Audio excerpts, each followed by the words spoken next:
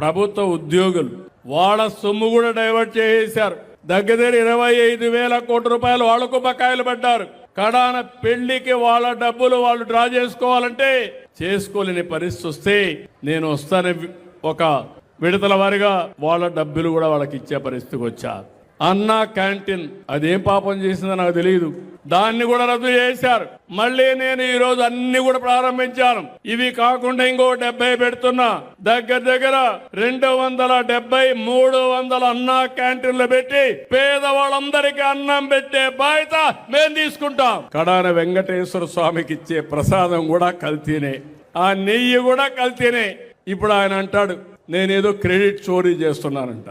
అంటే ఏం మాట్లాడుతున్నా కూడా తెలియదు, ఏం మాట్లాడినా జరిగిపోతుంది అనుకుంటున్నారు తప్ప ఒక పద్ధతి లేని రాజకీయం చేస్తున్నారు. ఈ విషయం మీరు గుర్తుపెట్టుకోవాల్సిన అవసరం ఉంది.